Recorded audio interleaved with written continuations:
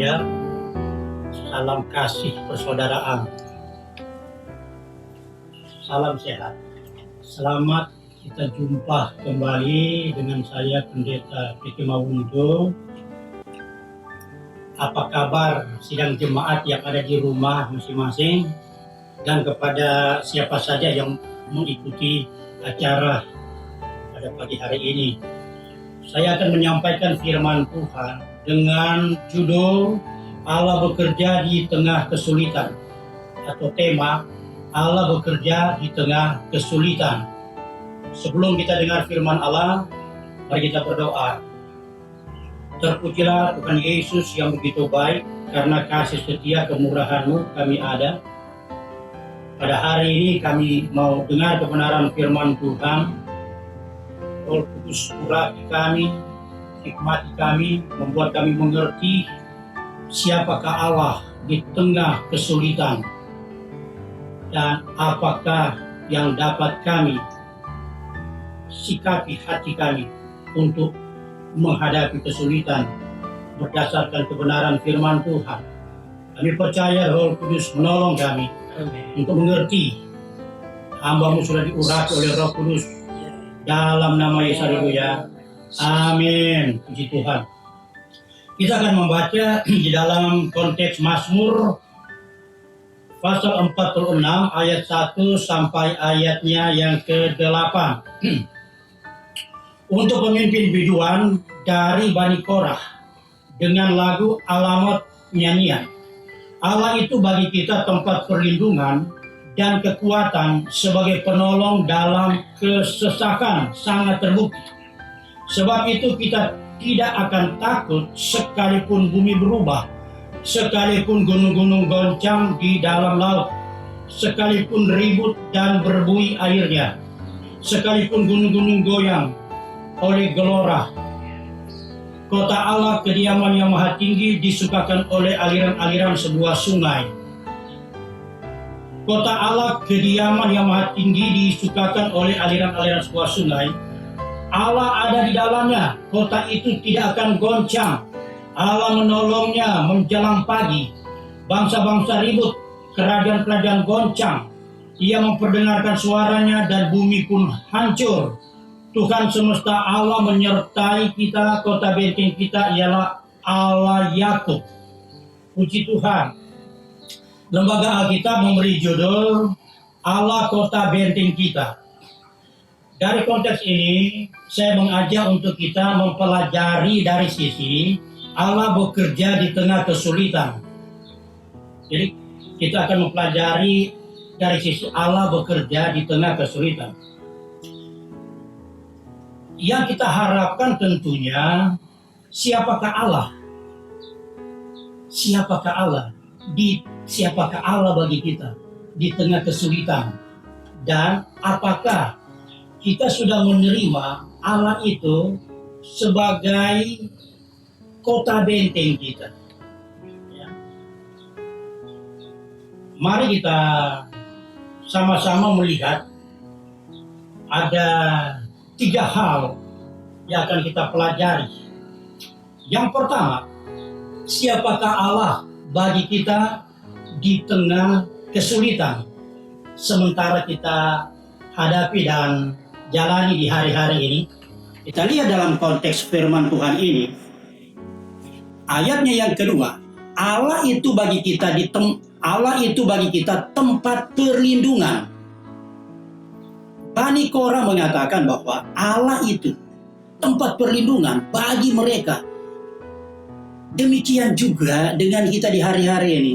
Perlu kita punya iman yang sungguh bahwa Allah itu yang kita imani dalam nama Yesus Kristus Tuhan kita adalah tempat perlindungan kita. Rasul Paulus katakan dalam 1 Korintus 10 ayat 1, Aku mau supaya kamu mengetahui, saudara-saudara, bahwa nenek moyang kita semua berada di bawah perlindungan Allah, dan bahwa mereka semua telah melintasi laut.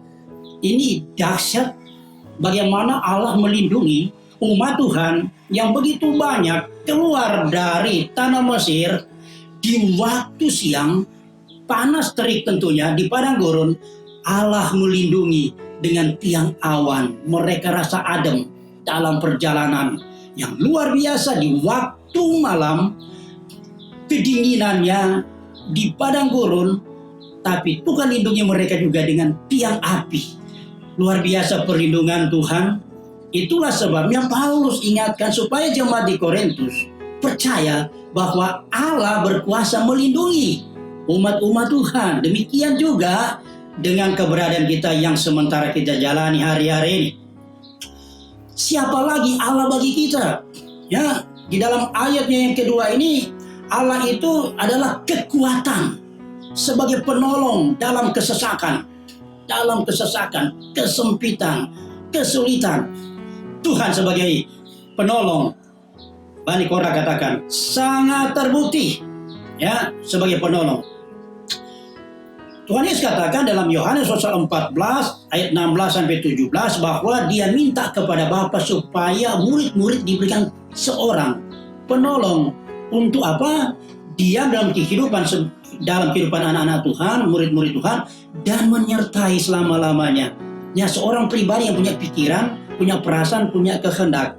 Jadi seorang penolong, Roh Kudus ada dalam kehidupan kita. Kita akan mengerti siapakah Tuhan, ya, yang sangat mengasihi kita, memberikan kita seorang penolong yang tahu persis apa yang sedang kita pikirkan, ya, apa yang sedang kita rasakan di hari-hari ini, dan apa yang kita mau lakukan. Roh Kudus mampu menolong kita. Nah, itu hal yang luar biasa kita lihat. Di poin yang pertama ini, siapakah Allah kita ya? Bahwa Allah kita adalah perlindungan kita yang luar biasa. Dan penolong kita sangat terbukti. Dan kita tentunya punya suatu kesaksian masing-masing. Bagaimana Tuhan buktikan, Tuhan menolong kita, tidak pernah terlambat, tepat waktunya. Haleluya. Bagian kedua, sikap hati. Bagaimana sikap hati kita untuk menghadapi kesulitan? Mari kita perhatikan bahwa Bani Korah mereka memiliki sikap hati yang optimis menghadapi kesulitan. Ayat 4, sekalipun ribut dan berbuih airnya. Ayatnya yang ketiga. Sebab itu kita tidak akan takut. Kita Bani Korah, keturunan dari Korah, tidak akan takut. Sekalipun bumi berubah, bergoncang, mereka tidak takut. Sekalipun situasi yang sementara kita hadapi di hari-hari ini, ya memang bisa menggoncangkan iman, tetapi saudaraku dalam Tuhan, firman Allah berkata kita perlu optimis, tidak perlu takut. Ibrani 13 ayatnya yang ke-5b, karena Allah telah berfirman, aku sekali-kali tidak akan membiarkan engkau. Oh, luar biasa. Paulus katakan dalam kitab Ibrani, ya, Allah sekali-kali tidak akan membiarkan engkau. Dan aku sekali-kali tidak akan meninggalkan di tengah situasi apapun sulit. Kita perlu imani, yakini. Tuhan tidak pernah tinggalkan kita. Tuhan akan menyertai kita. Ya, ini yang luar biasa.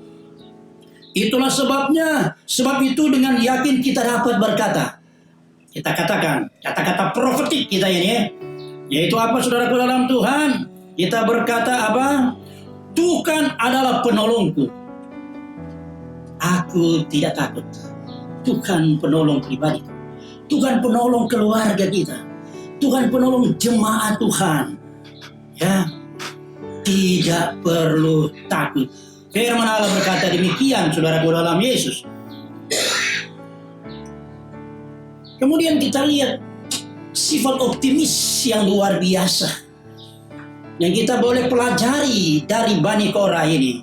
Sekalipun ribut dan berbuih airnya, sekalipun gunung-gunung bergoyang,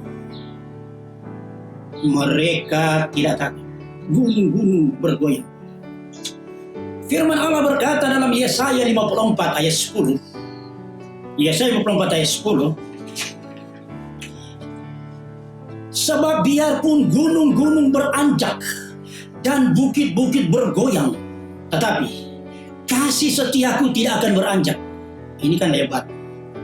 Tengah persoalan kesulitan, kasih setia Tuhan tidak akan beranjak dari setiap orang yang percaya dan yang mau berlindung kepada Tuhan yang dia yakini, kasih setia Tuhan tidak akan beranjak. Wow, luar biasa. Ada lagi. Dan perjanjian damaiku tidak akan bergoyang. Perjanjian damai. Dahsyat sekali. Tidak akan bergoyang. Damai, ketenangan, ketenteraman. Tuhan jamin tidak akan bergoyang. Inilah firman Tuhan. Dan kita perlu katakan di hari-hari ini, sesungguhnya Tuhan, Engkau mengasihi kami. Kami percaya bahwa kasih setiamu tidak akan beranjak daripada kehidupan pribadi keluarga. Bahkan kita bisa berdoa, kita boleh katakan, Tuhan, biarlah kasih setiamu tidak beranjak di negara kami, di bangsa kami, dari setiap orang-orang yang berseru-seru kepadamu. Dan damaimu tidak akan bergoyang. Ketentraman, ketenangan tidak akan bergoyang. Demikianlah firman Allah yang Tuhan katakan. Firman Tuhan, aku mengasihimu, yang mengasihani engkau. Tuhan yang mengasihani kita di tengah kesulitan seperti ini. Tak perlu memperkatakan firman Allah. Wow, luar biasa. Tuhan, Engkau penolongku, tidak Engkau biarkan aku. Tidak aku takut. Engkau sungguh setia, kasih setiamu tidak akan beranjak. Dan damai sejahteramu, Engkau janji, tidak akan bergoyang dari dalam kehidupanku. Ini hal yang luar biasa, saudaraku, dalam Tuhan Yesus Kristus. Saya kutip, ada seorang penulis, namanya Winston Churchill. Apa yang dia katakan? Orang-orang pesimis melihat kesulitan dalam setiap kesempatan. Itu orang pesimis. Melihat itu kesulitan dalam setiap kesempatan. Tapi orang optimis melihat kesempatan dari setiap kesulitan. Mari kita di hari-hari ini, kita melihat kesempatan Tuhan bagi kita. Apa yang harus kita lakukan di kesempatan, di setiap kesulitan ini. Ada kesempatan yang baik yang Tuhan boleh beri. Saudara dalam Tuhan Yesus Kristus, salah satu contoh kesempatan seperti ini, kita bisa mendengarkan berita firman Allah pada setiap saat. Ya, setiap hari ada hamba-hamba Tuhan memberikan kebenaran firman Allah. Waktu pagi, di waktu malam ada. Ya, begitu juga di setiap hari Minggu ada ibadah. Kita boleh dengar langsung. Di mana kita berada di rumah masing-masing, kita boleh, ini suatu kesempatan. Dan kami sebagai hamba-hamba Tuhan ada kesempatan untuk kami memberitakan kebenaran firman Allah lewat online. Ini hal yang luar biasa. Inilah cara Tuhan untuk memberi kepada kita, untuk menggunakan kesempatan yang ada. Puji Tuhan. Kita lanjut, saudaraku, dalam Tuhan Yesus Kristus. Ya. Pada bagian yang ketiga, Allah kota benteng kita. Allah kota benteng kita. Ayat 5. Kota Allah kediaman yang maha tinggi, disukakan oleh aliran-aliran sebuah sungai. Wow, begitu aman, bagus sekali ya. Ada aliran-aliran sungai, ada suatu tempat seperti Taman Eden. Banyak orang membangun rumah, mereka membuat seperti sungai dan begitu indah. Itulah kota Allah. Ya, kota Allah, tempat kediaman Allah. Ya. Kemudian, saudara dalam Tuhan, pertanyaannya, di manakah tempat kediaman Allah? 1 Korintus 3 ayat 16 ya berkata bahwa tubuh kita ada tempat kediaman Roh Kudus, tempat kediaman Allah. Dan jadi kita bisa katakan, jadikan bahwa tubuh kita seperti kota Allah, tempat kediaman Tuhan. Haleluya. Rumah kita juga tempat kediaman Tuhan. Firman Allah berkata, Matius 18 ayat 20, ya, di mana orang berkumpul 2-3 orang bersekutu karena Tuhan memanggil nama Tuhan, Tuhan ada di tengah-tengah mereka. Ini yang luar biasa, saudaraku, dalam Tuhan Yesus Kristus. Jadi kita bisa katakan bahwa rumah kita, mari kita jadikan seperti ya kota Allah. Kota Allah yang indah sekali, saudaraku, dalam Tuhan. Di mana kita bisa bersekutu dengan Tuhan. Kota itu ada benteng supaya aman, ya, benteng. Mari kita lihat itu. Ya, Tuhan semesta alam menyertai kita. Kota benteng kita ialah Allah Yakub. kota benteng. Ini suatu hal yang luar biasa. Dan kota itu dibentengi itu tidak tergoncangkan, saudaraku dalam Tuhan. Ya, di ayat 8 itu tidak tergoncangkan. Mazmur 18 ayatnya yang ketiga, Daud mengatakan seperti ini. Daud mengatakan seperti ini. Ya Tuhan, bukit batuku, kubu pertahananku dan penyelamatku, Allahku, gunung batuku, tempat aku berlindung, perisaiku, tanduk keselamatan, kota bentengku. Ini Daud. Dia katakan bahwa Tuhan itu kota bentengku, selamat, aman, ya, damai. Marilah saudaraku dalam Tuhan, kita jadikan rumah kita ya seperti ya kota Allah, dan dibentengi, kita merasa aman di rumah kita. Kita bisa suatu persekutuan dengan Tuhan, memuliakan dan mengagungkan Tuhan. Dan kota benteng Tuhan itu tidak tergoncangkan.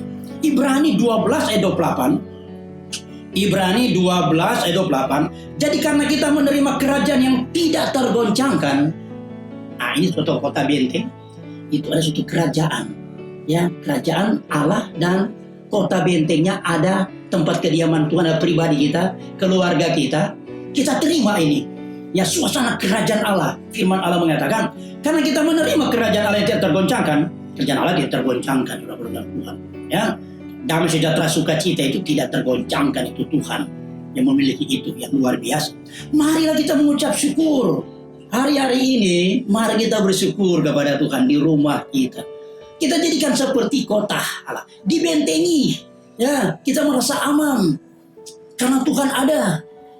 Dan marilah kita bersyukur. Bukan itu saja, firman Allah berkata, ya, mari kita mengucap syukur dan beribadah. Saya ingatkan, mendorong jemaat Tuhan yang ada di rumah setiap hari, mari kita beribadah kepada Tuhan di rumah, bergaul dengan Tuhan, karena Tuhan ada di tengah-tengah kita. Nah, mari kita menikmati kehadiran Tuhan. Kita boleh bersyukur, kita boleh beribadah dengan cara apa? Firman Tuhan mengatakan bahwa dengan cara yang berkenan. Bagaimana berkenan kepada Tuhan? Hormat dan takut. Luar biasa. Kalau kita mendapat tamu yang terhormat, misalnya Bapak Presiden, Pak Gubernur, pastinya otomatis kita sangat hormati, ya, kita saling menghargai. Biarlah Tuhan ini raja di segala raja, kerajaan itu tergoncangkan terjadi dalam pribadi, dalam rumah tangga keluarga kita. Marilah kita ibadah kepada Tuhan, ucapan syukur, beribadah dengan supaya berkenan dengan apa? Hormat dan takut. Takut Tuhan bukan melalui, takut artinya kita menyembah Tuhan dengan sikap hati dalam kekudusan. Dalam kekudusan. Ini hal yang luar biasa, saudara dalam Tuhan Yesus Kristus. Dan ada ayat di sini yang luar biasa. Saya sangat diberkati di sini. Ayat 6. Allah ada di dalamnya, kota itu tidak akan goncang. Perhatikan kalimat berikut. Allah akan menolongnya menjelang pagi. Dahsyat. Wow. Kalau rumah tangga kita jangan seperti kota Allah, tempat kediaman Allah. Tuhan menyediakan kebutuhan kita, Tuhan adakan menjelang pagi. Tuhan sudah siapkan. Tidak perlu kita takut, tidak perlu khawatir dengan situasi yang ada. Banyak cara Allah akan menolong kita.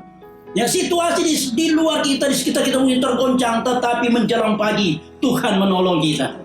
Haleluya. Kita perlu profeti, katakan ini.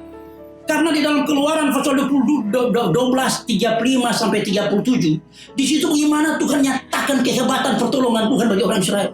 Pada tengah malam yang mereka mau keluar menjelang pagi, Tuhan sudah bekerja di hati daripada orang-orang Mesir, supaya orang-orang Mesir berbelas kasih kepada orang Israel. Mereka beri emas, mereka beri perak, memberi kain dan segala macam. Mereka beri menjelang pagi. Orang Israel menerima pertolongan Tuhan.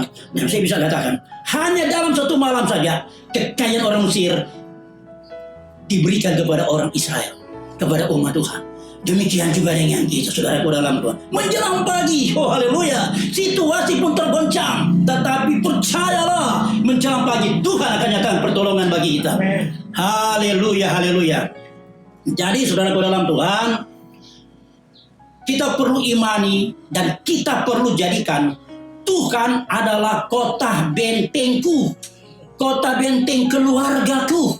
Dan kita jadikan rumah tangga kita seperti tempat kediaman Allah, kota bentengnya Tuhan, kotanya Tuhan. Dalam nama Yesus tidak tergoncangkan, ya, sehingga kita mengalami rasa aman. Dalam segala kesulitan, kita dapat mendapatkan pertolongan Tuhan menjelang pagi. Menjelang pagi, Tuhan sudah siapkan apa yang kita perlukan. Amin, amin. Tuhan bekerja, Tuhan bekerja. Amin, amin. Bapak, Ibu, Saudaraku, mari kita berdoa. Terpujilah Tuhan yang hebat dan dahsyat. Lewat kebenaran firman Allah ini, kami mengetahui siapakah Allah kami di tengah kesulitan. Sesungguhnya Engkaulah perlindungan kami. Engkaulah penolong kami. Dan sikap hati kami tidak perlu kami takut. Kami perlu optimis. Kami boleh melihat kesempatan di tengah kesulitan, di mana ada berkat-berkat Tuhan. Kasih setiamu tidak akan beranjak daripada kami. Damai sejahteramu tidak akan tergoncang dalam kehidupan kami. Itulah kebenaran firman Allah. Engkau tidak pernah tinggalkan kami, tidak biarkan kami. Engkau adalah penolong bagi kami tepat waktunya. Luar biasa Tuhan Yesus, biar dalam kehidupan rumah tangga kami, keluarga kami membangun kehidupan puji, sembah, dan doa. Dan kami jadikan rumah kami seperti tempat kediaman Allah, kotanya Allah. Dibentengi, mereka merasa aman, tentram. Dan luar biasa, menjelang pagi, Tuhan memberi pertolongan bagi kami. Mujizat Allah terjadi. Kami katakan dalam nama Yesus dalam kesulitan, Tuhanlah adakan segala kebutuhan umat Allah. Setiap orang percaya, Tuhan adakan menjelang pagi. Terjadilah kebenaran firman. Tuhan sudah siapkan semuanya. Kami percaya, kami alami pertolongan Tuhan di saat-saat kesulitan. Luar biasa, Tuhan bekerja di tengah kesulitan. Dan kami dibuat Tuhan terheran-heran. Mengucap syukur, Tuhan bekerja dengan hebat dan dahsyat di tengah kesulitan bangsa ini. Sesungguhnya kami berdoa, Tuhan tolong berikan hikmat, kesehatan, kekuatan bagi Bapak Presiden kami, Wakil Presiden, semua aparatur kepemerintahan sampai di desa-desa, di berbagai tempat. Tuhan yang menolong. TNI Polri, Tuhan beri kesehatan, kekuatan. Dokter, perawat, Tuhan beri hikmat mereka dan lindungi mereka supaya mereka tidak mengalami sakit virus corona COVID-19.